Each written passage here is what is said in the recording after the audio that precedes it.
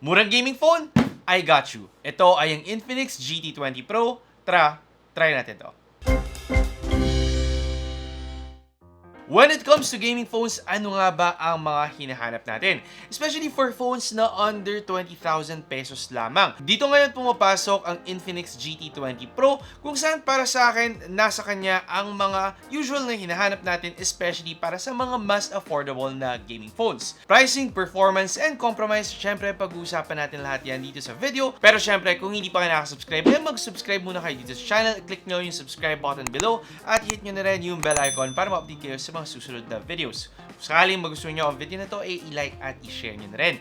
Anyway, simulan na natin by unboxing the Infinix GT20 Pro. Looking at the box, medyo obvious na in collaboration with Mobile Legends ang Infinix GT20 Pro. Same with other Infinix phones kung saan nakikipag-collaborate sila with gaming apps para talaga ma-signify sa atin na pang-gaming ang mga phone na binibigay nila. With the box itself, primarily color black yan with blue and silver accents at medyo para sa akin complicated lang yung pag-unbox sa kanya.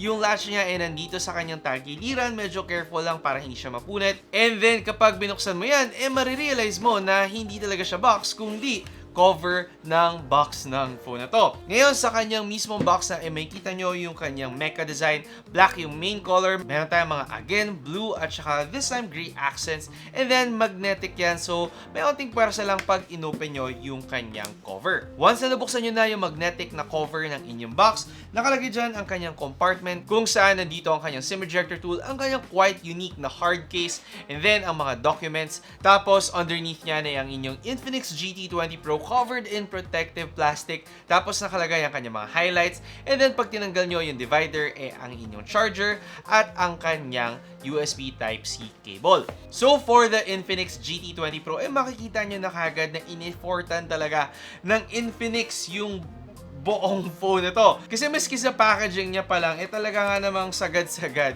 yung details ng ating phone. So na-appreciate ko yung ganitong ginawa ng Infinix, pero syempre hindi lang naman tayo basta mabubudol ng kanyang magandang packaging. Check natin yung mismo performance at mga features na ma-offer ng phone na to. Syempre dito muna tayo sa kanyang design. And looking at the design of this phone, masabi kong very similar siya sa kanyang predecessor which is the Infinix GT10 Pro. Makita nyo pa rin yung kanyang mecha design sa likuran, pero kung papansinin nyo talaga or kung familiar kayo sa Infinix GT10 Pro, meron tayong mga slight changes na ginawa. Mas cleaner na or more refined ang kanyang back design kung saan mas less yung lines at mas hindi siya nakakalulang tingnan. And then mas even out yung sizes ng mga camera niya sa kanyang likuran para lang mas symmetrical or less complicated tingnan yung design ng Infinix GT20 Pro. Somehow, I was hoping na medyo revamp talaga yung kanilang design, pero na-appreciate ko naman yung mga changes na ginawa nila sa design ng Infinix GT20 Pro. Syempre, yung most notable dyan ay yung kanyang mecha loop design dito sa kanyang likuran na umiilaw to signify talaga na gaming phone siya. Functionality-wise, ginawa naman ang purpose ito ng Infinix kung saan kapag may mga notifications ka, ilaw ang mecha loop design na to. O kung sakaling wala ka talaga masyadong pakialam sa battery life ng phone mo, pwede mo namang i-on lang siya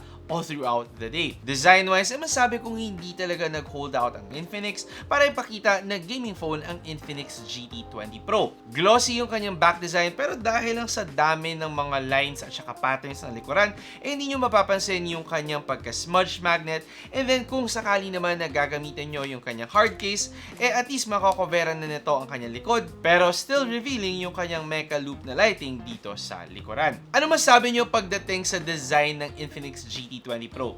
Nagustuhan nyo ba na still quite aggressive siya pagdating sa pagko-convey na gaming phone siya? Or nagustuhan nyo lang yung kanyang mas cleaner na look yet still preserving or maintaining yung trademark design ng Infinix GT series? Comment nyo below, medyo curious talaga ako kung gusto nyo ba yung mga ganitong design o gusto nyo mas malinis lang kahit gaming phone pa to. Anyway, for this phone, yung kanyang form factor, flat yung kanyang backside. Dito din sa front side, flat yung kanyang screen. And even dito sa sides ng inyong phone, may very slight na curve lang pero mostly flat pa rin. Ang curves nyo mostly nandito sa corners ng Infinix GT20 Pro. Gumagamit siya ng glossy finish even sa kanyang side, so masabi ko may pagka-flashy talaga ang phone na to. Flashy pero more durable naman considering na naka-IP54 rating ang Infinix GT20 Pro. Something na medyo nauuso ngayon 2024 na na-offer even for phones at this price range. Balik naman tayo dito sa kanyang sides. Nandito sa right side ng phone na to ang kanyang lock button, ang kanyang volume buttons, tapos nandito sa top side a set of speaker grills at nakalagay pa dyan is sound by JBL, and then dito sa bottom side naman natin another set of speaker grills, ang kanyang charging port, and then finally ang kanyang SIM card tray. So for this phone, under screen ang kanyang fingerprint sensor. Something na notable wala siyang audio jack, so one of the compromises pagdating sa kanya. Mukhang pinupush talaga tayo na gumamit ng wireless earphones kasi even sa kanyang packaging hindi included ang kanyang wired earphones. Moving on, dito naman tayo sa display ng phone na to, and quite an upgrade compared to its predecessor. It's bigger, brighter, and faster. Medyo hindi ko in-expect yung dami ng upgrades na nakukuha niya. 144Hz refresh rate, naka-AMOLED display tayo, tapos bigger with a 6.78-inch display, and then finally brighter pa with around 1,300 nits of maximum brightness. Display-wise, masabi kong very premium yung kanyang specs. Kapag hinawakan mo nga naman talaga, no question yung quality ng kanyang display. Idagdag nyo pa dito na dahil nga in collaboration siya with Mobile Legends, syempre gumagamit ng Mobile Legends wallpaper or theme ang Infinix GT20 Pro para ipakita pa sa atin lalo na gaming phone nga talaga siya. Di talaga sila na kontento dito sa back design. Kahit sarap, pang gaming talaga ang phone na to. Of course, to enhance din yung ating gaming experience, hindi pwedeng mawala ang kanyang stereo speakers. Yung kanyang speakers from JBL, and upon testing, masabi ko quite loud din talaga ang kanyang speakers. Tapos nakakatawa pa na stereo to, so very immersive talaga yung experience nyo whether manood kayo ng videos o kaya maglaro pa kayo ng games.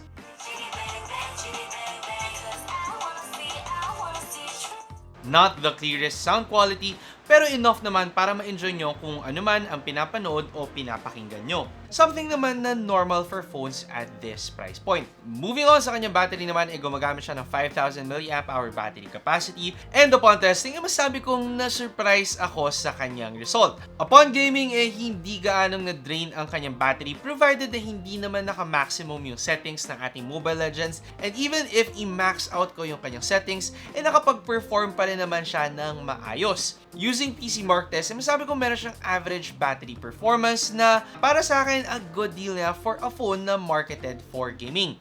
Usually kasi dito tayo nagkakaroon ng malaking compromise, pero hindi ko naman nakita ito for the Infinix GT20 Pro. Ngayon, kung sakali naman na mag-charge kayo on this phone, ito ang masabi kong magiging compromise nyo. Usually kasi for phones at this price range, nakaka-encounter tayo ng mga fast charging na kaya natin mag-fully charge ang phone in under 1 hour lamang. Hindi naman siya masama, pero hindi ito ang pinakamabilis na charging at this price point. Dito ngayon pumapasok na ang talagang pinaka-focus ng Infinix GT20 Pro ang kanyang gaming performance. Given na meron siyang MediaTek Dimensity 8200 Ultimate na chipset, meron siyang 12GB of RAM and then 12GB of extended RAM plus 256GB of internal storage na expandable pa, definitely isang powerhouse ang Infinix GT20 Pro. Talagang pang gaming with all the other features, syempre 5G compatible pa yan. Meron siyang Wi-Fi 6, UFS 3.1 storage, tapos meron pa siyang Bluetooth 5.3. Definitely madaming ma-offer when it comes to connectivity and performance ang phone na to. Syempre, tinest out natin yan at nakakuha tayo ng matataas na result. For a phone at this price, talaga nga namang wagi ang performance ng Infinix GT20 Pro. Kahit i-compare pa natin sa mas wider range na from 10,000 to 20,000 pesos, definitely isa to sa pinakamabilis na phone na pwede nyo mabili ngayong 2024. Kung naghahanap lang din kayo ng mabilis at malakas na gaming phone, isa to sa mga dapat nyong i-consider. Syempre, naglaro din tayo sa phone na to at nakakuha tayo ng mas lalo pang nakakabilib na results. Sa Mobile Legends pa lang, kaya niyang gawing ultra graphics at ultra ultra refresh rate ang kanyang settings, and even for a game like Genshin Impact ay kaya niya pang umabot ng medium settings. Medyo nakakabigla yung ganito kasi usually for phones at this price, umabot lamang tayo ng low settings, pero hindi naman ako nagkaroon ng any problems na maglaro ng medium settings sa kanya. Ang maganda pa dito ay very smooth lang yung ating gameplay, at dahil Wi-Fi 6 pa ang phone na to, napakalinaw din ng kanyang connection. Mas less yung lags na ma-encounter natin, mas smooth yung gameplay, mataas yung refresh rate, very immersive yung sound, napakalaki ng screen, and definitely lahat ng hinahanap natin pagdating sa gaming phone under 20,000 pesos and nasa Infinix GT20 Pro na. Aside pa dyan, yung mga karagdagang bonus katulad na lang ng kanyang napakaangas na packaging, and of course yung kanyang napaka-flashy na back design, definitely isa to sa mga pinakamalalakas na phone na pwede nyo makuha ngayong 2024. Sa camera naman, syempre isa rin yan sa mga concern natin. Gumagamit ng triple camera setup ang phone na to. Meron siyang 108 megapixel na main camera at 2 megapixel depth sensor, tapos at 2 megapixel macro lens. And for the selfie camera naman, meron siyang 32 megapixel front-facing camera at tinesot natin to at ito ang mga results niya. For me, medyo give and take tayo sa kanyang camera performance kung saan waging-wagi siya in certain areas, tapos may mga compromise tayo in some areas. For example, sa kanyang main camera pa lang, makikita nyo na kung gaano ka-vibrant ang kanyang mga photos. However, medyo tumataas lang yung contrast natin, especially kapag medyo limited ang kanyang lighting. When it comes to detail naman, masabi kong quite detailed yung mga photos na nakuha niya. And pagdating naman sa color, very vibrant lang talaga yung kanyang output. Para sa akin, yung isa sa mga main compromise yung absence ng kanyang ultra-wide lens. However, nagko-compensate naman dito yung kanyang main camera na wide enough naman or almost in between doon sa mga main cameras at saka ultra-wide lens ng ating mga phones. When it comes to zooming naman, may tendency na mag-sharpen yung ating mga photos. I do suggest na i-make sure nyo na abundant yung lighting para maiwasan natin yung lalo pang pag-darken ng kanyang mga colors. In low light situations, dito ko naman masasabi na wagi ang Infinix GT20 Pro given na automatically yung nade-detect kung madilim talaga ang kanyang surroundings at nag-on ang kanyang night mode. So, wala na masyadong hassle, and kung titingnan nyo yung kanyang mga output, definitely very vibrant yan kahit wala masyadong lighting. Actually, medyo nabigla ako kasi even for phones at this price range, isa ang Infinix GT20 Pro sa nagatid ng mas malinis yet vibrant na mga low light shots. Ngayon, dito naman tayo sa kanyang selfie camera kung saan masabi kong not up to par yung kanyang quality. Maganda lang kasi talaga yung kanyang rear camera, especially yung main camera, kung kaya't makikita mo talaga yung difference in quality. Medyo nitpicking ako given kasi na meron siyang 32 megapixel na front-facing camera na hindi lang nagtatranslate ng maayos pagdating sa output ito. If ever naman na mahilig kayo mag-take ng videos, masabi kong nakakatulong kanyang OIS para maging mas stable ang inyong mga videos, at nakakatuwa lang yung kanyang quality kasi maganda yung color, maganda yung sharpness and detail, at isa pa, hindi mo kadalasan na-encounter yung ganito kagandang videos for phones na under 16,000 pesos lamang. Overall, masabi ko pagdating sa kanyang camera performance, hindi siya leading dito sa aspect na to, pero hindi rin naman siya nahuhuli. Meron siya mga highlights and then some compromises na kung hindi naman deal breaker sa'yo, para sa akin, good enough na performance pa rin talaga. However, sa lahat na na-offer ng phone na to, magkano nga ba siya? For the Infinix GT20 Pro, nakakalagay ito na 15,999 pesos. At sa presyo na to, talaga naman nagulat ako considering yung mga features at saka performance na kaya niyang ibigay. Sa totoo lang, pagdating sa Infinix, in-expect ko na around 16,000 to 20,000 pesos ang phone na to, na medyo mura pa nga yung tingin ko dun.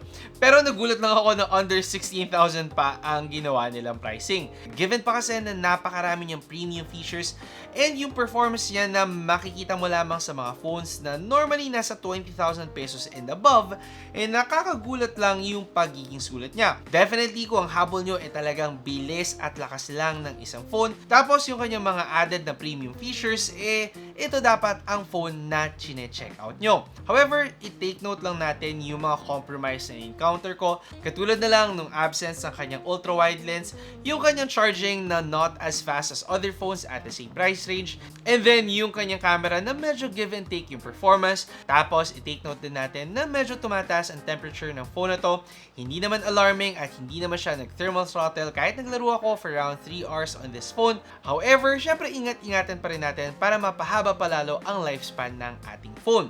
Kung sakaling wala kayong issues sa mga compromise na to at talagang habol nyo yung mga highlights niya na na-mention ko kanina, definitely matutuwa kayo at hindi kayo magsisisi na kunin ang Infinix GT20 Pro. Definitely isa sa mga pinakamalalakas na phone under 20,000 pesos ngayon 2024 at siguro isa sa mga running talaga as the best gaming phone at this price range ngayon 2024. Yan na ang masabi ko for the Infinix GT20 Pro. Isang napaka-flashy, napakalakas at quite affordable na gaming phone. Hopefully, nakatulong sa inyo ang video na to para malaman nyo kung ito na nga ba ang phone na dapat nyong kunin. At syempre, kung sakaling hindi pa kayo nakasubscribe sa aking channel, mag-subscribe by clicking the subscribe button below. Hit nyo yung bell icon para ma-update kayo sa mga susunod na videos. At kung sakaling nakatulong ang video na to, i-like at i-share nyo na rin.